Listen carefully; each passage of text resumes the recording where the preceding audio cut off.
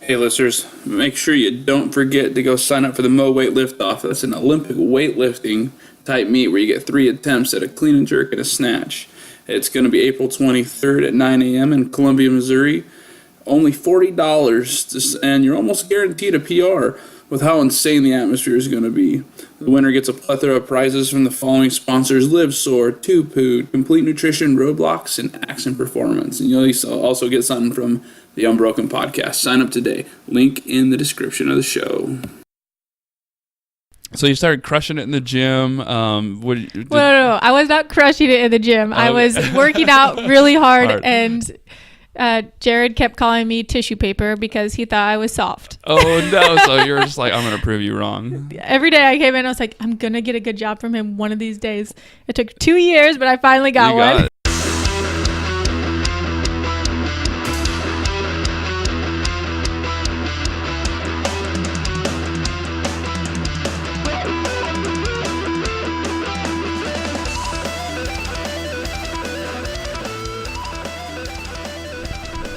Welcome to the Unbroken podcast with Chris Crosby. I am really excited, and they make fun of me for every person I interview. I say I'm excited because I legitimately am, but I'm really excited. I'm interviewing Mallory Lawson. I've been a big fan of Mallory's since I can remember knowing people in the CrossFit world. She is on. She works out at CrossFit 417, and part of my personality is as soon as I get involved in something, I want to really be involved, so I volunteer at different events or go to competitions and watch. And I was like, who is this person crushing workouts? and I Facebook stalked you and became Facebook friends with you, and now you're here recording a podcast with me, Mallory Lawson. How's it going? It's going great. I'm really excited that you're here. Like I said, I think the first time I got to meet you or even talk to you was at, I think, the Shred Fest, the first Shred Fest that I volunteered at. Okay. And I was lining everybody up, and I was saying everyone's names, and I was just like, and then I was just like, and I'm adding everyone as a friend on Facebook. So I think that was the year like Kelly Jackson. Yes. And Alex LaChance. Yep. Yeah. And so I'm like, and then they went to the games. I was like, I'm friends with them on Facebook. and I was just excited because I became friends with you and Jessica and Jared and Seth. And I'm forgetting everybody else. But, I mean, I'm still friends with you guys all on Facebook. And I'm like, guys, my friends are going to the game. So, but anyway, I'm doing all the talking. So, Mallory, let's hear a little about you. The podcast is about weight loss, weightlifting, and just general fitness. So, what's your background on the fitness world? Did you grow up playing sports? Yeah, I grew up playing sports ever since I was 2 years old. I was in gymnastics and started super young and did gymnastics for 11 years competitively. That's great. Are you from Springfield originally? I'm from North Fork, Nebraska. North Fork, Nebraska. Wow. And so you did that for 11 years and traveled all around doing that? Yes, traveled everywhere. And then 5th grade happened, and it's like I'm ready to play some other sports. Okay. And I decided to start playing basketball. Okay. And my dad's a basketball coach. Okay, so you grew up with that all around you and stuff like that. And I wanted to be a professional basketball player, so I trained all the time in the gym. You're a baller. Mm-hmm. That's cool. Well, I thought I was, but I wasn't that good. My dad will say that multiple times. He's but like, bless your heart, you have a lot of effort. Yeah, I would sprint down the other side, try to make a layup, and it would bank off the backboard. But you train hard, it sounds like. You worked hard. Yeah. Okay, so did you do that all through high school, played ball? I played basketball, volleyball, and track. Okay. All through high school, junior high, and softball. Okay. So you played, so what did you do in track? I did the 100, 200, long jump, and triple jump. Okay. That's a lot. Yeah. And so basically, sports and training and a program like that it's been ingrained in my DNA. Yeah, so that's just something that you took to kind of like the fitness world, like the CrossFit world.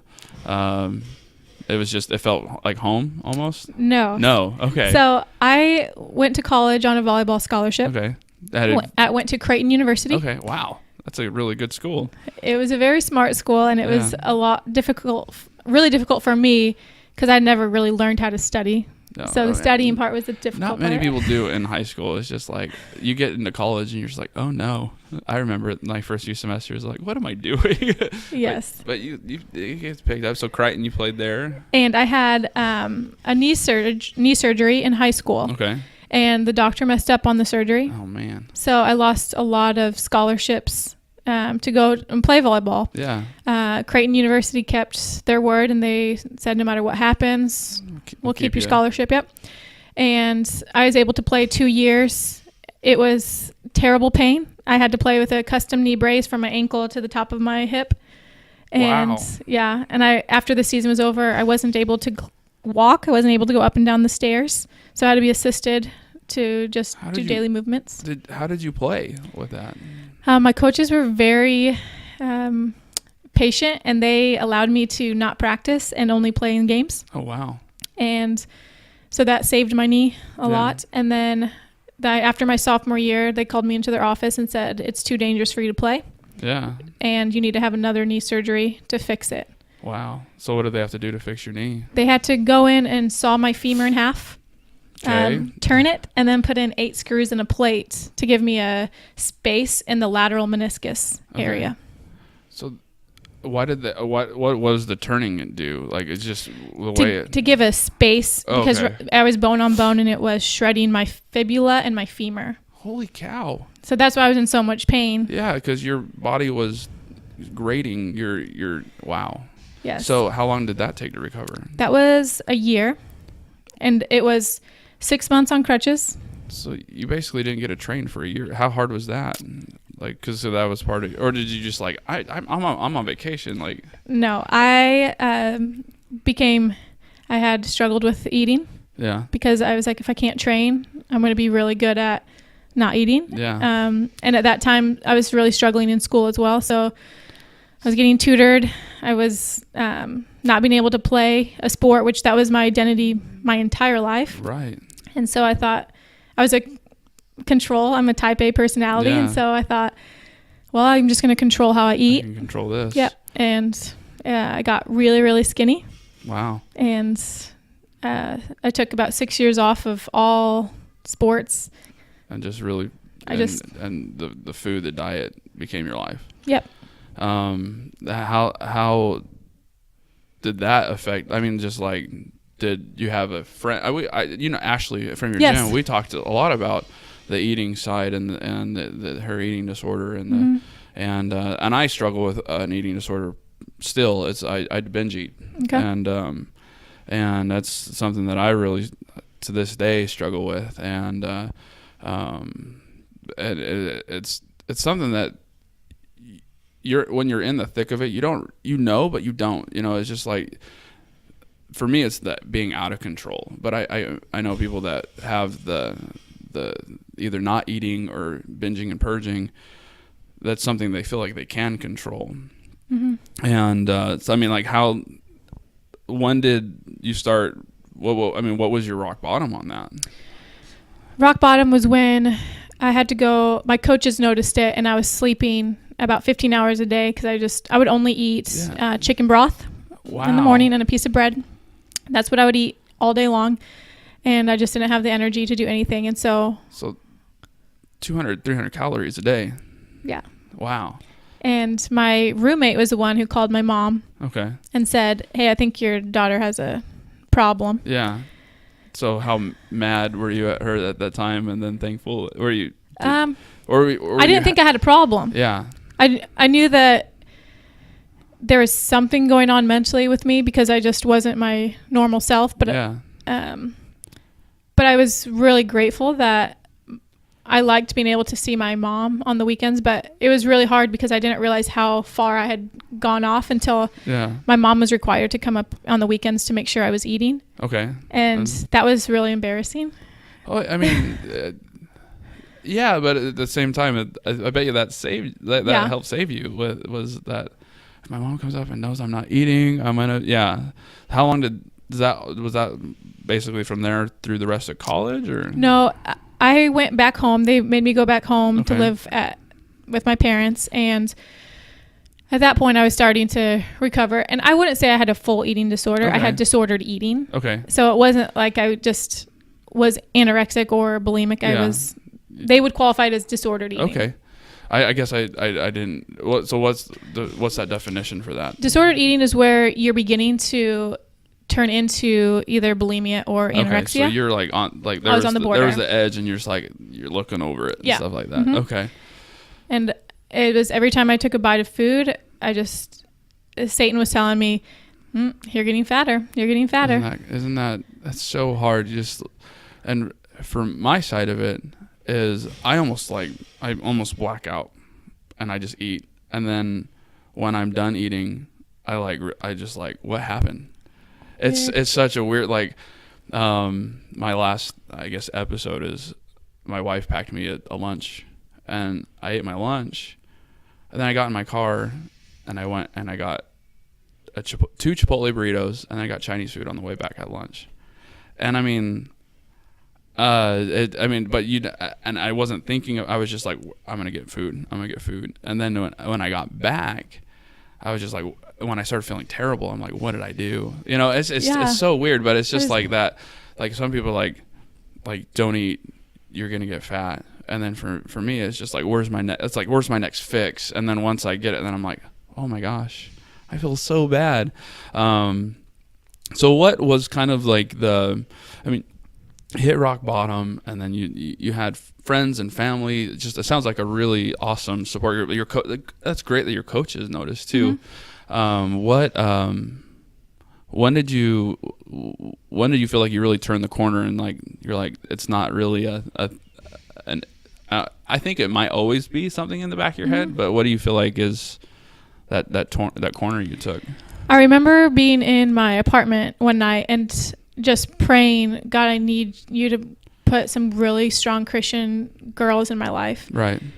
And I'm not kidding you, 5 minutes later, a girl called me and said, hey, we're going to Campus Crusade. And I'd met her a week ago. Uh-huh. And she called me. She's like, hey, do you want to go? And she ended up being one of my best friends. And I got connected. And it was an answer to prayer, I guess, cool. That it was... And you had that strong support group and people you could talk to, I'm sure. Yep. And I went to a church service and realized that Jesus loves me no matter what size I am, no matter if I'm an athlete, if I'm not. And it kind of gave me a sense of security that it's not about what I do, it's who I am as a person. That's awesome. And it completely changed my mindset about everything. So you turned that corner real hard. It wasn't, it still was a gradual thing, but you had that to pull from when you were feeling that you had that angel was on the other corner talking to you a little bit louder than that devil on the other corner. Yeah, it was every time I took a bite, there was Satan, and then it was God just saying, I love you. This is what you need. Yeah. That's thank you for sharing that. I had no idea, and that's the cool thing about getting to talk to people is because people will listen to this, and that's going to help them because we don't know where other people are in their lives, and that's why I've become so vocal with my story, with my struggle with weight and losing weight, is because one of my really good friends, he's joined our gym here because of his struggle with weight. He's just like, I've seen what you've done. I've lost 95 pounds, and just. I feel like the more we can talk about it, the more that people can draw on us. And I think it's cool because, I don't know if maybe it's not fair I'm putting this on your shoulders, but in this community, this CrossFit community that we're a part of, you're a leader in it just because of, you're an amazing athlete. You've been to the CrossFit Games, and I know that's like so many people that's my goal is I want to go to the games. And as someone that's gone, the people are just like, oh my gosh, it's, you're a CrossFit Games athlete. And it kind of puts people look up to you. And how has that been in your life? Just almost I don't know if it's the celebrity status in the community. Cause I'm like, hey, I got Mallory Lawson coming on the podcast. And everyone's like, oh wow, that's awesome. How has that changed?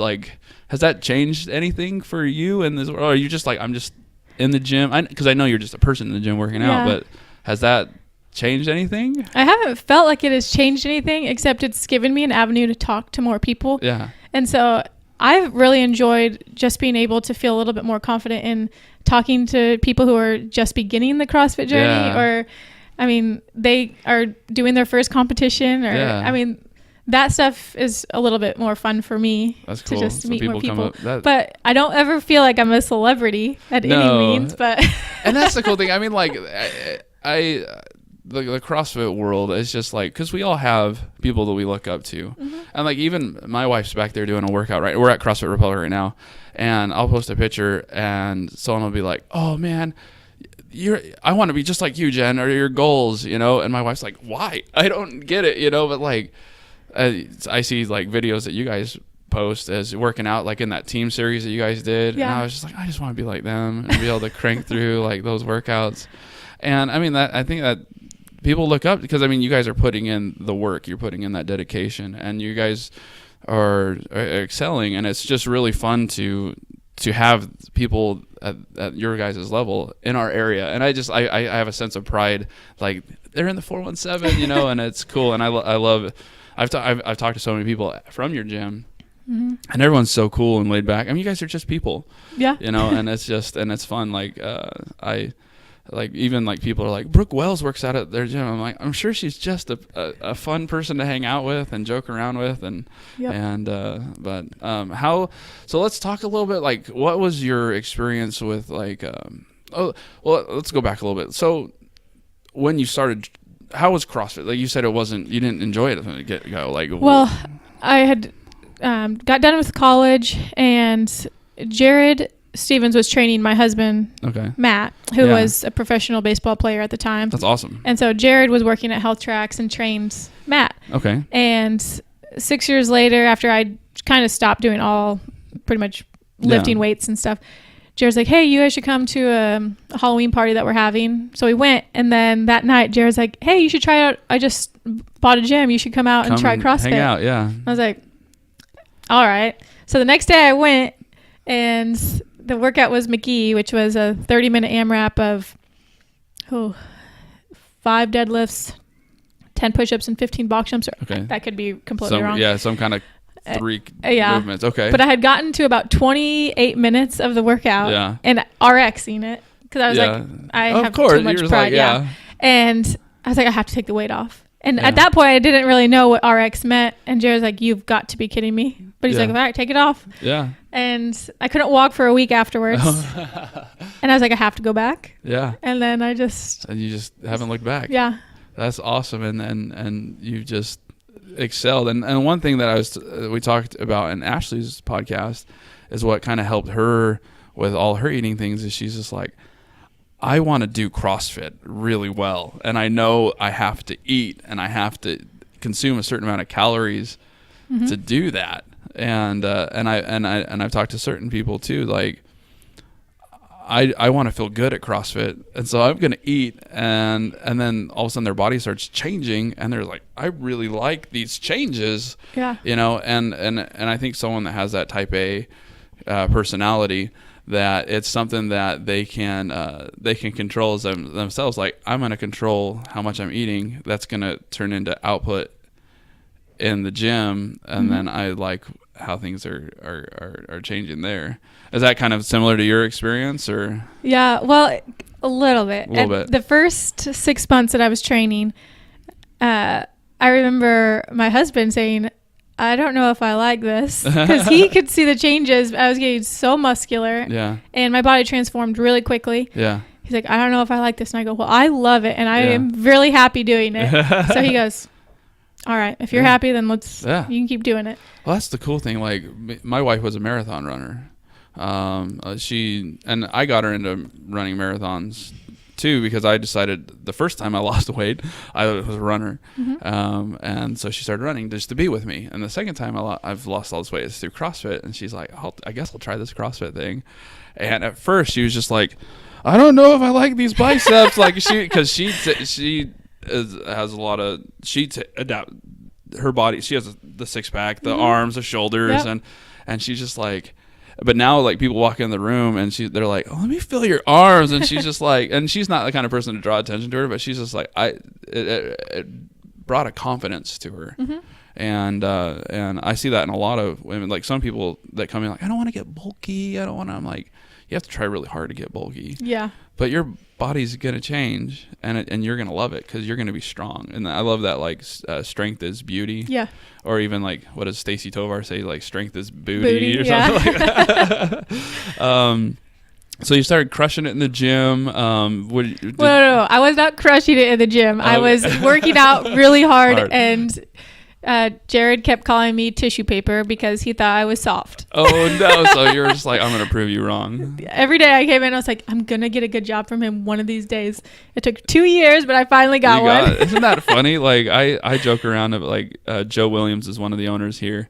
And like, I always joke with my wife, have you ever watched Scrubs? Yes. The TV show Scrubs, like JD and Dr. Cox. Yes. Like I feel like I'm JD and Joe doesn't sit and berate me and stuff like that, but I'm like, I tell my wife, I'm like, I'm gonna get that hug. Mm-hmm. I'm gonna get that hug. Because like people you look up to, you like, and I think that's funny. Yep. And now it's like you and Jared. Like I remember watching the video of you guys at the games doing that deadlift, that partner deadlift and stuff. Bar muscle up, yep. And bar muscle up, and I'm like, they're robots. Like you guys were just so in sync, just do it, like tap and going. I was like, nothing would slow you guys down. It was just, and then I was just like, I know them. But so like. You trained a lot you went to regionals several times. Mm-hmm. Explain regionals, because like Macy is one of our owners too, and he's gone to regionals a few times, and he's just like, it's just it destroys you over a whole week. Mm-hmm. And just the level of competition and the volume and stuff like that. Like, how was your first regional? First regional it actually wasn't too bad because that was the regional where it was all gymnastics. It was max handstand walks and a lot of gymnastics. So I wasn't terribly sore from that weekend. Yeah. But when I was training for the previous regional, my body was broken down. Yeah. And I know now that if you're going to be possibly qualifying for regionals, that the open isn't just training for the open. Yeah. You're training for regionals during the open. That's crazy. So it's not a lot of just low weight, high volume. You have to get heavy. Yes. And now you have to do gymnastics too. Yes. I mean, you have to be fully functional. Yes. What is your prep for the open this year? Well, I don't get to do the open this year. Okay, so let's talk, like, why not, Mallory? Well, I am currently 14 and a half weeks pregnant. That's awesome. So it's... How's that? Is it just I have a baby coming? I'm happy that I'm pregnant, but at the same time, my workouts, going to the gym is a task now. Yeah. Like, breathing is so hard. Yeah. And then I have to start scaling weight, and that for me is like, I don't want to scale this weight. I can move this to no problem. And then burpees on the side. What's this noise? Yeah. Yeah. So you're out of breath a lot more and stuff. Like what other things have you noticed with being pregnant? Well, at the beginning, I kept throwing up before, during, after the workouts. Morning sickness. Yes. It wasn't morning sickness, it was all day sickness. Yeah, isn't that funny? That's not funny. Not funny, but my wife, she threw up at night when she had it. She was a night throw upper. I had a neighbor downstairs when I was in college. Like, we had 4 apartments per building, and we were really good friends with the people downstairs. And when she got pregnant, like all day, we would just hear her throwing up, and we'd be like, we could yell through the floor. I'm like, I'm so sorry, Melissa. She's like, I'm sorry too. And then she'd throw up. But anyway, that's one of those tangents I went down. But so you're over the all day sickness stuff now. Now it's lower back pain, really bad lower back pain, and just breathing is really hard. Now we had several, like, we almost went through so many people at our gym being pregnant, and they worked out all through their pregnancy. Do you feel like when you're doing that, because some people, I talk to them, they sometimes be like, I can't believe she's working out through the pregnancy. Have you felt like any of that, like, or you're just... No, there's a lot of support at our gym. That's awesome. There's actually quite a few pregnant ladies at our gym, so there hasn't been... I was a little worried about that, but I feel like there's so many more doctors that are familiar with CrossFit, Right. that we're a little bit smarter with how we do things. Yeah, and I mean, when you're doing it beforehand, it's not like I got pregnant, now I'm going to go CrossFit. You know, you guys are doing it beforehand. And you guys did that competition last weekend, the Sertoma. How fun was that? That was a really fun one. It was in Provision. It was Provision, but it was, I did Sertoma before that. Yeah. But it was the Meltdown. Yeah. The Wadfest Meltdown with Jordan. He's awesome. Yeah. He works out with you guys a lot. I had him on the podcast too.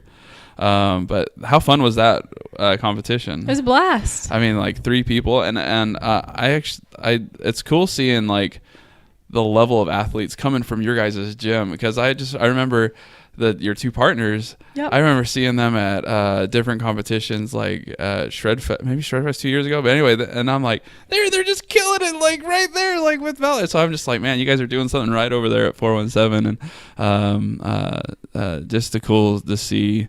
But I mean, at every gym, like we have a lot of people here that have stepped up and are just like, I remember 3 years ago, where they couldn't strict press like the bar, and then they're cycling through RX weight and stuff. It's just cool. It's fun. That's what part I love seeing the community. So you were went to regionals, and then like, I didn't ask Jessica this when I had her on the podcast, but like, what kind of like came together to decide that you guys are like, let's try to go as a team this year? I think we realized that we have 3 girls, we have 4 girls, we have a lot of guys. Yeah. Why don't we try a team? Yeah. And because at that time they had just changed it to being top 20 advanced. Yeah. And so it's going to be a little bit challenging. We're like, we could do pretty well as a team. Yeah. And so I think we decided, well, I was still indifferent. I didn't know if I wanted to go individual or team. And then I think I thought about it. And I was like, team would be so much more fun and way less stress. That's what I've heard. Like people say they go team. It's just like, all right, it's not everything's on your shoulders. It's everyone pulls their weight, but especially when you have a team full of people that are just amazing athletes, it's just cool to. Yeah. And it's really fun to train with 6 people versus yourself. And with yourself, you have to, it's just a lot of work. With 6 people, you got rest. Yeah, it's true. And like, how was that? Unless you're carrying that worm, right? Yeah.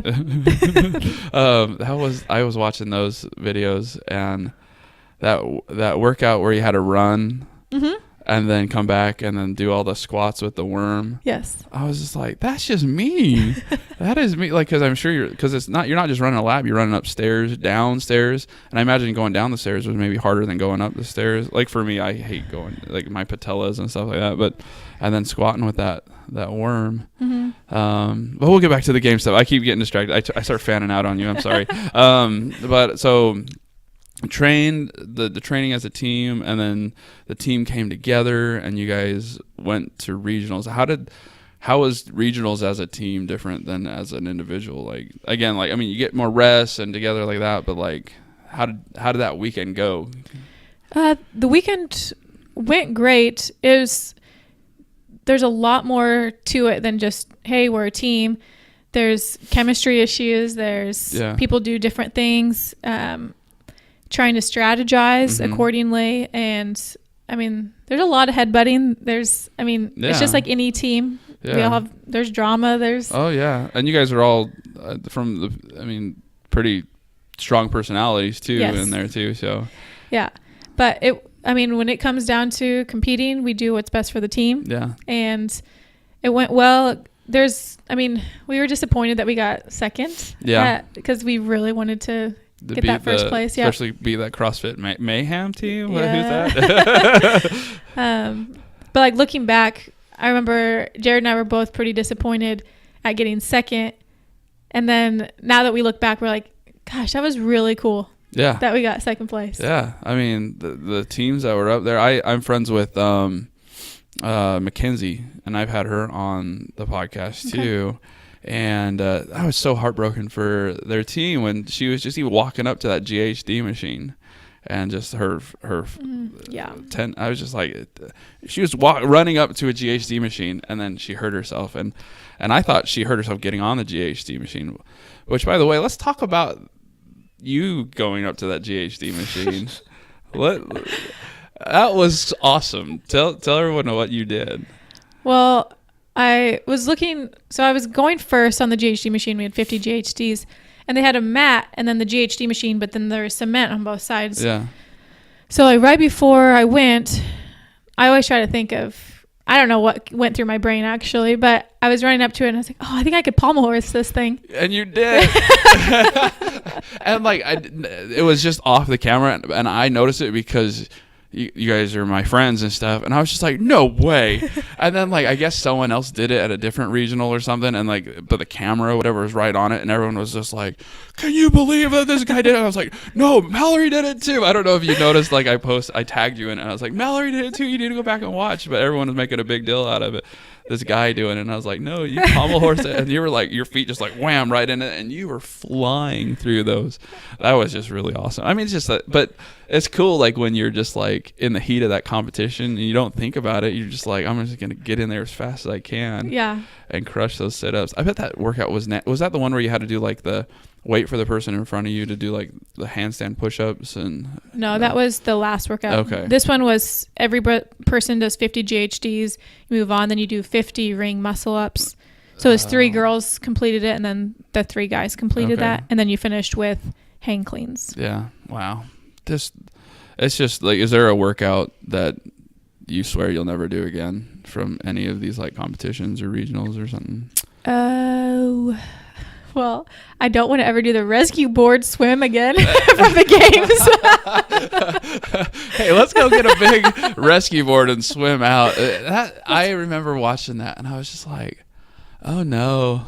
Because I mean, like, where do we swim? And I mean, like, you go to Table Rock, but it's not the ocean. And we swam in the swimming pool, but it's not the same as the ocean. No, and like, were any of you swimmers? I think Jess. No, Jess is a swimmer. Yeah, that's right. But we all have different strokes. We were just practicing whatever we were good at. Yeah. And when you're in the ocean, if you don't have the same stroke, you can't move ahead. Oh my gosh! And you had to do that twice, right? Yes. How soul crushing was it running back out there to do it the second time? It was pretty bad. Like, seeing that Australian team, they're just like, oh, is this CrossFit? Like, they were just like, it was nothing for them to do that. Well, and it was so taxing for us. We were working so hard and not moving anywhere. Yeah. You're just, I bet it felt like the buoy was getting further away as you were going. We couldn't even see the buoy.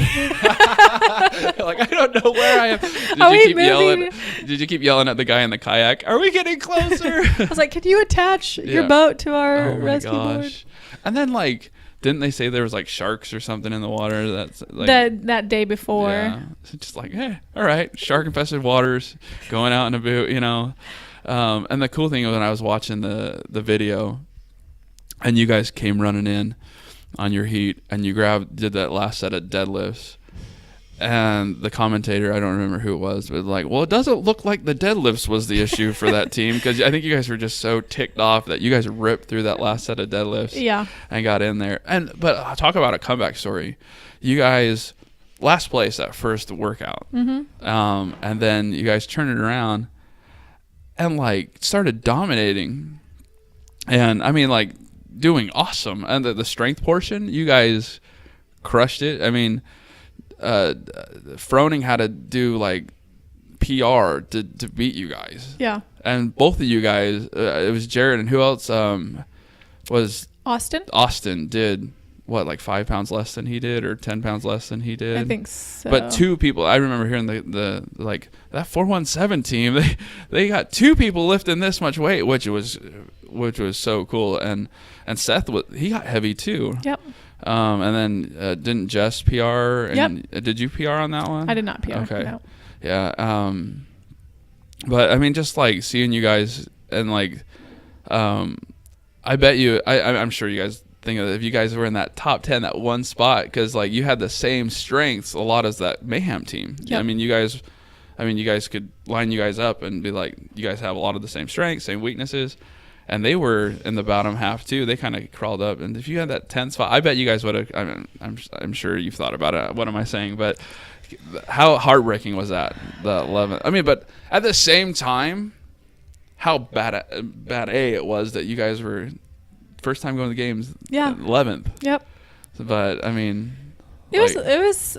I mean, we all wanted to be in the top 10. Right. But then looking at that last workout, we're not the best at handstand push-ups, and so I mean, it would have been bad for us. I think the workout wasn't in our strengths, but I mean, looking back, it was such a great experience. And I'm glad that I had the opportunity. Yeah. So kind of what's the plan for the 4-1-7 team this year?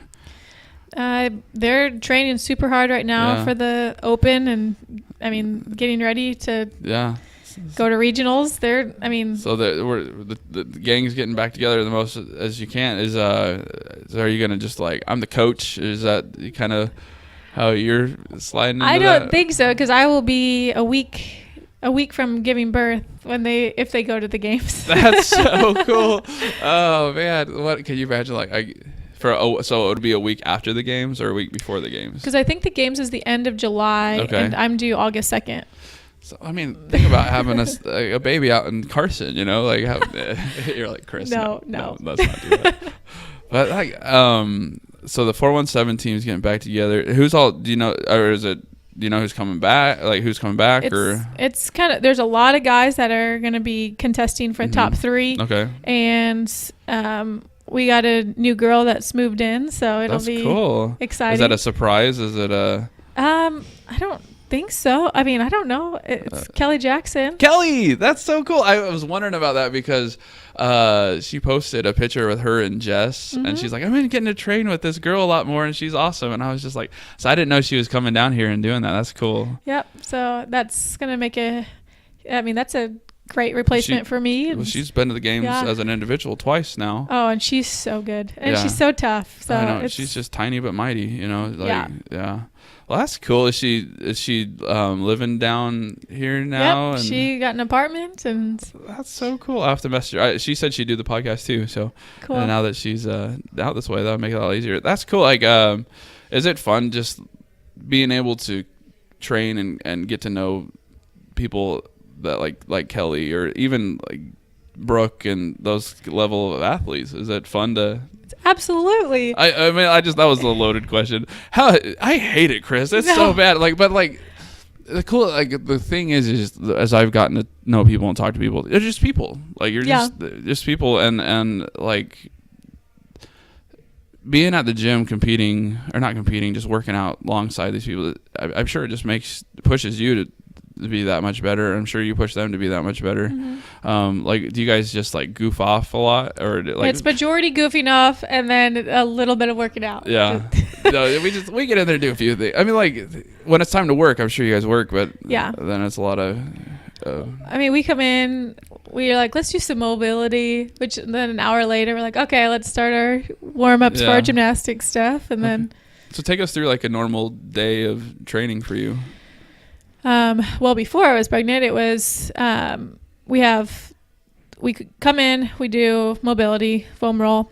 Then we start the gymnastics portion, which takes about 30 to 45 minutes. Okay. And then after that, we have like a gymnastic, that would be just kind of like you do some like bar work, or like lunge to handstands. We do strict toe to bar, ring muscle up swings. Okay. So stuff that's working on keeping our core strong, elongating our body. Okay. Handstand walks in there. That sounds fun. And then after that, we usually do a strength portion. Okay. And then after that, we'll do about 3 Metcon. So it's a Metcon, 5-minute rest, Metcon, 5-minute rest, okay. Metcon. So like 5-6 minute Metcon, or do you have like, or 12, or it just depends. Yeah. And then do you guys come back later? Do you guys ever do 2-a-days, or just? Oh yeah. During competition season, we'll go back again. And so 2 days a week right now, we'll come back in the evenings and do running. Okay. How is running on that treadmill thing? Awful. Yeah. Like what you had get it going, get it started? Like, did it feel like you were gonna fall off the whole time, or like what was so bad about it? Well, for me, it was being enclosed. So there's handrails on either side of you, and then you have the monitor right in front of you, and you're running.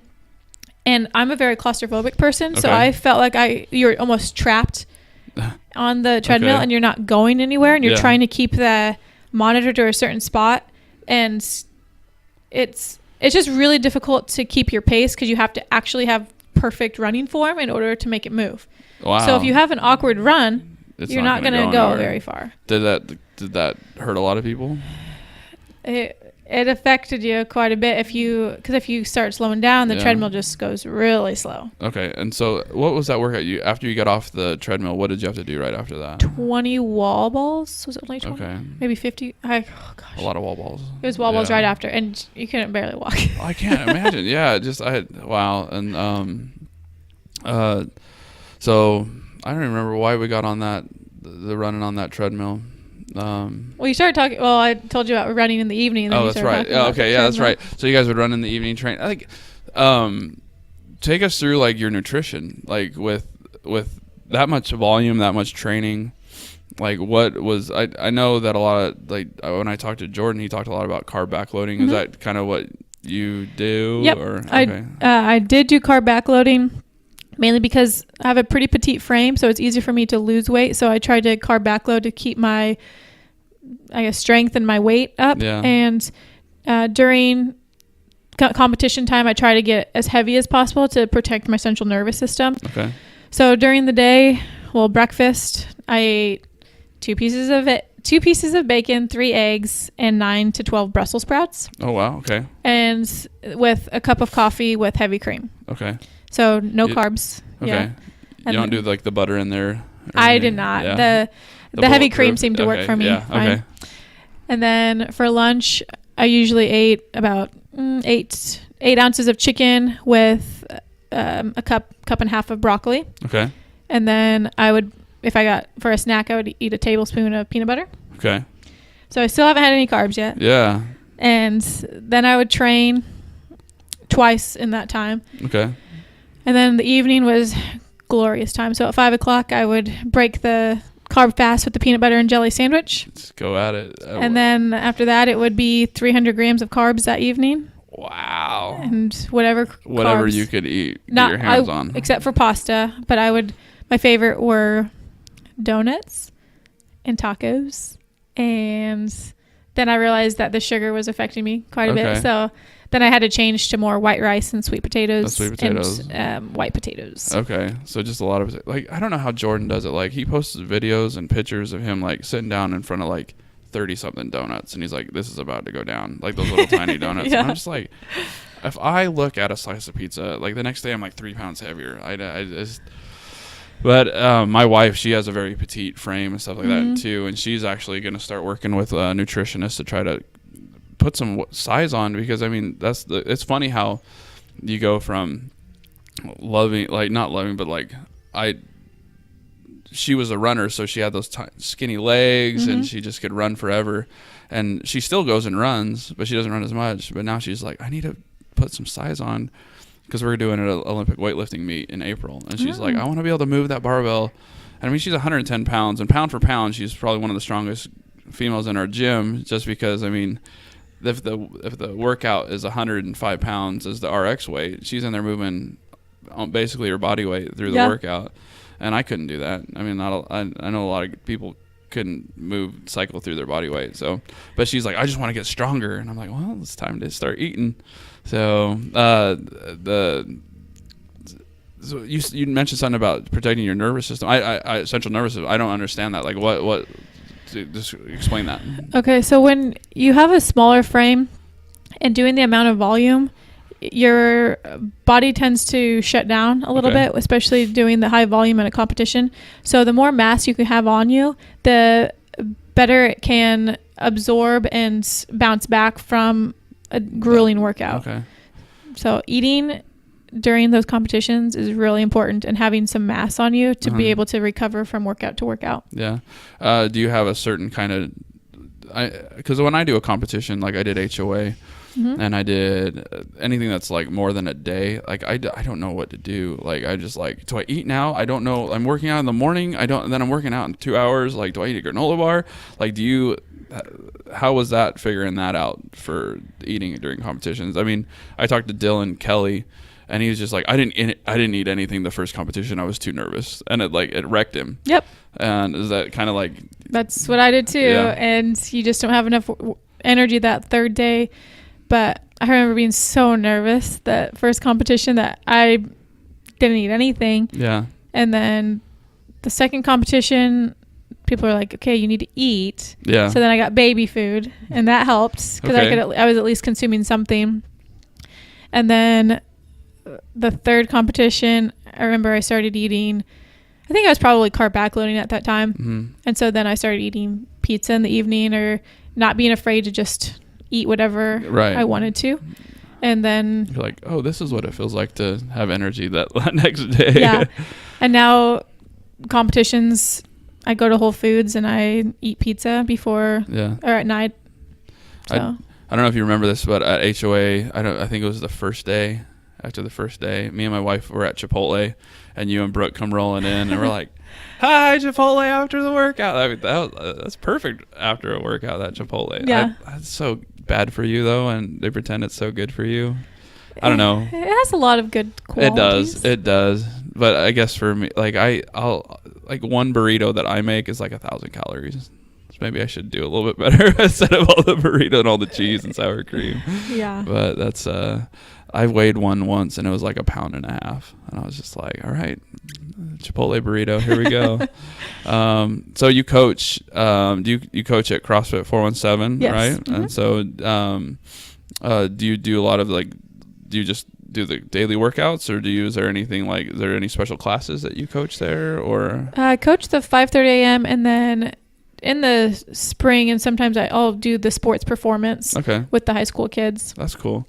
With your background in gymnastics, which I'm sure has been awesome to translate into CrossFit. Do you guys do any like gymnastics kind of training? Like, I don't know. With with our regular classes? Mm-hmm. Absolutely. Yeah. I know you guys do that, but they're like, all right, and now Mallory with her background and no, Jared programs everything, and then but he's been programming a lot more gymnastics in the warm up to where we just do handstand holds and just getting familiar with being upside down and hanging onto a bar and just going for it. And now you also are a volleyball coach at Evangel. Mm-hmm. Let's talk about that, because that's super cool. Like having that opportunity to, because I mean, like you said, you were heartbroken when you had to stop playing in college. Yes. Like, how did you get the opportunity to do that at Evangel?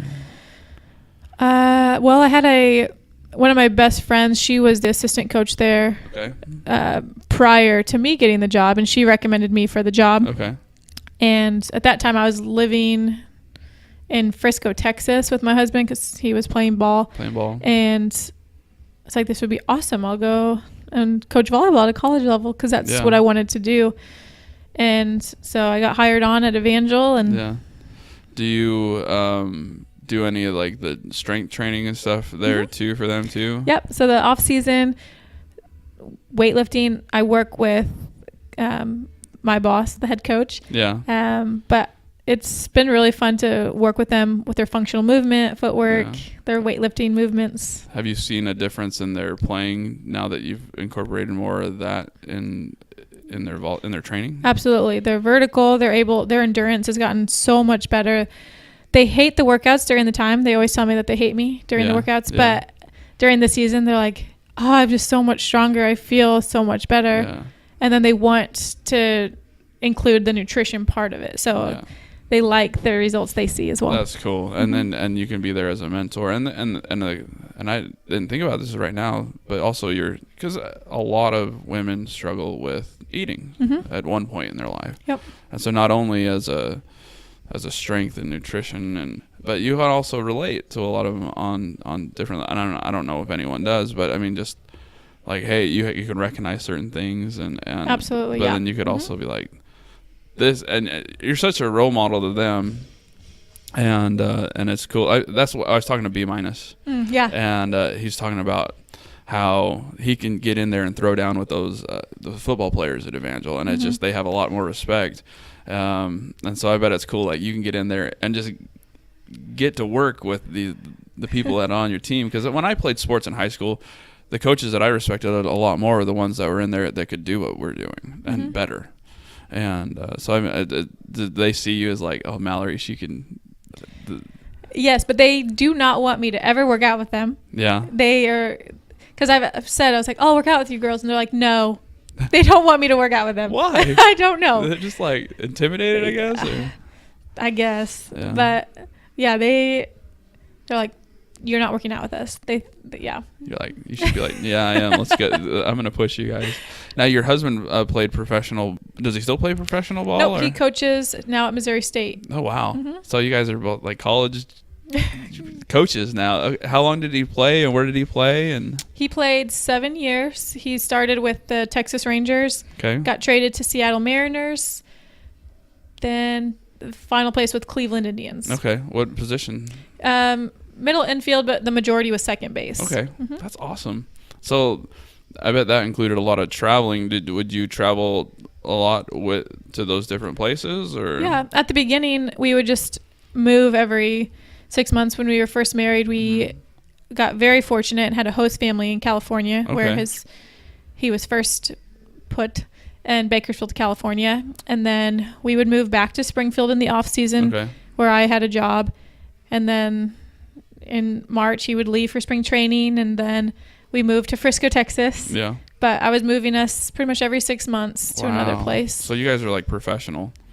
I mean, I was a pretty good mover. Yeah. He never had to move. It was only me. He was like, all right, love you. We'll see you. Yeah. I was very grateful that his dad and stepmom helped quite a bit. So they're all from this area then? Mm-hmm. Okay. Yes. And did he play baseball at Missouri State, or yes. did he? Okay. Yeah. So he just basically came home. Yes. That's cool. And do you ever have like a Missouri State Evangel rivalry trash talk? I know they're different sports, but I mean, you're like, well, Evangel, they're baseball team. No, there's not anything that's remotely even comparable to Missouri State and Evangel. Yeah. Now the volleyball, didn't you guys win a title this last year? We won conference tournament, and then we made it to the national tournament. Yeah. Again, so that's so cool. Super exciting. I remember maybe it was a year ago. You guys did like a mission trip as a volleyball team. Yes, to Guatemala. Talk about that. How was that? Like, what did you guys do? We went down and we built pews for churches, and we got to play against some teams in Guatemala. Yeah. And they don't have equipment for volleyball, and so we donated everything that we had on that day. That's shoes, knee pads, jerseys, everything. So it was a cool experience. They send us pictures, and they're in our uniforms and stuff. Yeah. So it was a really cool opportunity, and it's always really fun for me as a coach to get to bond with the girls and see them grow spiritually as well. Well, I mean, it's a different environment. I mean, you're still the coach, but then when I had different kind of, but that opportunity to see one of my coaches or someone I look up to outside of the gym and you get to know, like, because you always look up to them and you're like, oh, they have struggles, but then you get to see them in a different light too. So I bet you that was a really good bonding. Absolutely. Yeah. I mean, I got to see them serve other people and see who they were beyond volleyball. Yeah, that's so cool. It was fun. Can you believe we're coming up on an hour? No. It flies by. It does. And I hope I didn't fan out too much on you, because like I said, I've been such a huge fan, and I asked the social media. I don't know. I did it kind of late because I always forget to do it. But I'm going to see if anyone has any questions for you on the social media. Isn't it just such a funny thing? Let's see. I kind of did it last minute, but I also, and I'll have you thinking about this, I always ask people their top 3 tips you would give someone that wanted to start either losing weight and I guess gaining weight, because that's something that sounds like that you've done. but also weightlifting, just anything in training, because the podcast is about weightlifting, weight loss, and just fitness in general. So think of it, your top 3. Okay. Let's see. All right. So a friend of mine, Amy Reed, she said, "Wow, when I look at her, I just see a ton of hard work and dedication. Ask her if she eats sweets or cupcakes. I want to know so I may attain her muscles." So we did talk about it. You used it with the carb back loading. You did the donuts, but not so much. Or I did do donuts like 3 times a week. Now I limit it to, I'll do 1 day of about 4 donuts. Mm-hmm. But I've tried to cut back on the sweet since I'm pregnant. Burgers right now. So I try to do more white rice and tortillas. I love tortillas. I put Nutella on tortillas. That's one of my, you're welcome. I just tried Nutella a couple weeks ago. I've never had it before. Yeah. If you want another one, cookie butter is something that it'll change you. It'll change you. Cookie butter. Looks like a lot of people liked it and said, but that was the question from Amy there. But let's see. I think that is all. Sorry I didn't ask sooner. Usually okay. people, so I'll tag you in, and if people ask you a question, you can answer it on Facebook later. Okay. But so I gave you a little bit to think about. What are your top 3 tips that you give to someone? My first one would be, if you're just trying to get into fitness world, would just be start moving. Mm-hmm. So whether you're going on a walk, just start moving, and then eventually you'll want to do more. And then the second tip would be find a friend to do it with you. Oh, it makes such a big difference. Yes. When you have someone, and it's almost accountability side of it too. Yeah. You're just like, I don't want to go to the gym today, but Mallory's going to be there and she's going to say something if I'm not there. So yeah. Okay. I like that one. I love that one. And third one would be, on the spot. I know. For weight loss, weight gain. Make it a priority. Yes. Like some people, they WOD shop, or they, for me, I know I'm going to the gym at this time on Mondays, Tuesdays, Thursdays, Fridays, and Saturdays. No matter what the workout is, no matter what, and whatever is happening, like when people are like, hey, we want to do something this time, like, I'm working out at 4:30 on Monday, sorry. Yep. I mean, like, and that's what you have to do, because otherwise your schedule just fills up. And then Tuesday, something will come up, and Thursday, and it's just, when you, if that's truly your goal, then make it a priority. I like that. Now, before we let you go, is there any like social media stuff that you want to plug, like your Instagram or anything like that? Well, if you want to follow my pregnancy blog, it's on driven.net/Mallory, and you can find all my videos and my blog throughout my whole pregnancy, and hopefully afterwards when I get back into hopefully competition mode again. Yeah. Okay, so I'll put that on. I'll put that on the link. And is there any sponsors you like to give a shout out to? And I'll put links to them on there too. I mean, Driven Nutrition and Noble. That's cool. All right. Well, thank you so much for being on the podcast. I hope I didn't fan out on you too hard. No, I appreciate you asking me. Yeah, it's just cool just getting people that I know that you're a fun, laid back person, and I maybe this is self-serving, but I put the podcast together because I love talking to people, and I was like, this is just a cool opportunity to get and sit down and talk to people that are doing awesome things, and I admire your dedication and to this sport and just helping people, because I haven't heard anyone ever say a bad thing about you. So I know that people really look up to you, and you inspire a lot of people, and but thank you so much again, and thanks for having me. Yeah, I don't ever know how to finish these things. So if you guys liked what you heard, I'd like you to like and subscribe and leave a comment on iTunes and Stitcher. And you guys remember to live unbroken.